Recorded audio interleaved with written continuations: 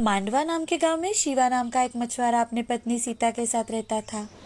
वो रोज मछली पकड़ के बाजार में बेचता था और उसी कमाई से अपना गुजारा किया करता था। बारिश का मौसम चल रहा था। जोरदार बारिश के कारण समंदर में बाढ़ आने की संभावना थी और इसीलिए मछली पकड़ने के लिए पाबंदी लगाई गई थी। सारे मछुआरों का उद्योग ना होने के कारण बड़ा ही बुरा हाल था। एक दिन शिवा मन ही मन, अगर ऐसे ही चलता रहा तो भूखे प्यासे सोने की नौबत आ जाएगी।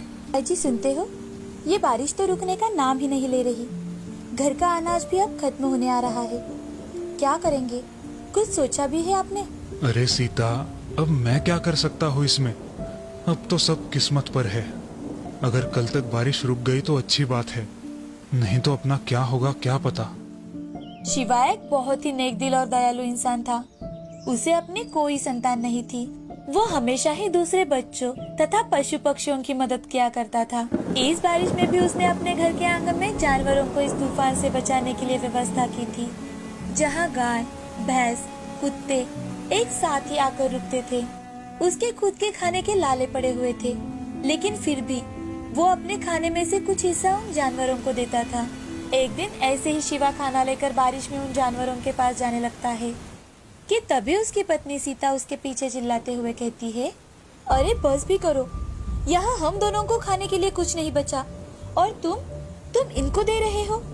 आपका क्या मुझे भूखे मारने का इरादा है? अरे सीता, मेरे हिस्से का तुम खा लेना। वैसे भी मुझे ज्यादा भूख नहीं है आज।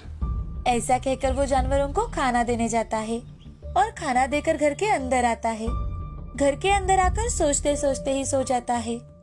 दिन बीत रहे थे। कुछ ही दिनों में उसका सारा राशन खत्म हो जाता है। तो वो जानवरों के पास आकर बैठता है और उनसे बातें करने लगता है। बातें करते करते शिवा, मुझे माफ करना दोस्तों, आज मेरे पास तुम्हें देने के लिए कुछ नहीं है। शिवा आज बहुत दुखी था।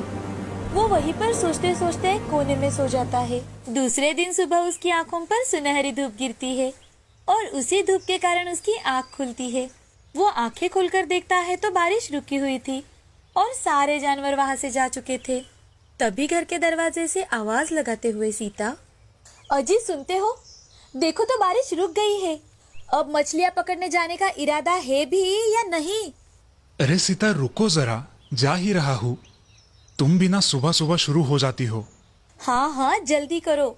शिवा और सीता की बातचीत चल ही रही थी कि तभी शिवा का दोस्त श्याम उससे, अरे ओ शिवा भाई, क्या तुमने सुना नहीं? समंदर में लगी पाबंदी हटा दी गई है। अब चलो जल्दी। अरे हाँ भाई आया, रुको जरा, अंदर से टोकरी लेकर आता हूँ। अरे क्या शिवा, तुम भी, तुम्हारे बाजू में ही तो टोकरी पड़ी है, वो ले लो और चलो जल्दी। शिवा वहीं पर पड़ी टोकरी को देखकर थोड़ा सोच में पड़ जाता है, लेकिन जल्दबाजी में वो उसी टोकरी को लेकर चला जाता है। आज सारे के सारे मछुआरे मछली पकड़ने के लिए समंदर में जा रहे थे। शिवा भी बड़े ही उत्साह के साथ अपने दोस्त श्याम के साथ मछली पकड़ने समंदर में गया। हाँ, आज तो बड़ा मजा आएगा। बहुत दिनों बाद मछली पकड़ रहा हूँ। हाँ भाई, इतने दिनों में बहुत नुकसान हुआ है। अब श्याम और शिवा दोनों अलग अलग जगहों पर मछली पकड़ने जाते हैं। शिवा मछली पकड़ने के लिए अपना जाल समंदर में बिछाता है, लेकिन आज उसके जाल में सिर्फ 2-3 ही मछलियां फंसी थी। उन्हें वो टोकरी में डालकर फिर से जाल बिछाता है और मन ही मन, हे भगवान, आज तो कृपा करो हम पे। अगर ऐसे ही 1-2 मछलियां पकड़ते बैठा तो यही रात हो जाएगी और कहीं फिर से बारिश चालू हो गई तो आज भी हमारे खाने पीने के लाले पड़ जाएंगे।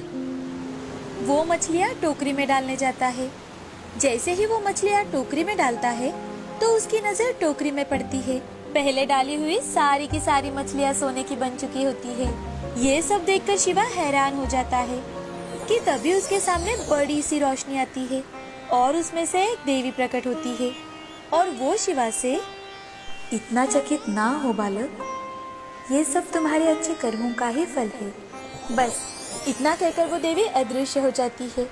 शिवा देवी माता को बहुत बहुत धन्यवाद देता है और खुश होकर घर जाने के लिए निकलता है। तभी श्याम शिवा को आवाज लगाते हुए, अरे ओ शिवा, कहाँ चले भाई?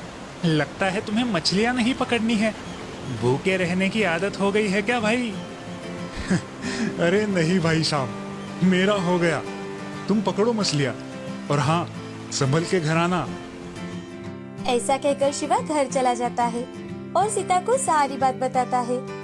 शिवा तुरंत ही जाकर सोने की मछलियाँ बेच देता है और उस दिन से सारे शहरों में व्यापार करने लगता है।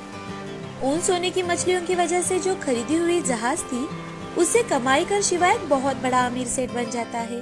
लेकिन हाँ, शिवा ने अमीर होने के बाद भी सबकी मदद करना बंद नहीं किया। वो सब गरीब लोगों तथा हर अनाथ की मदद करता रहा।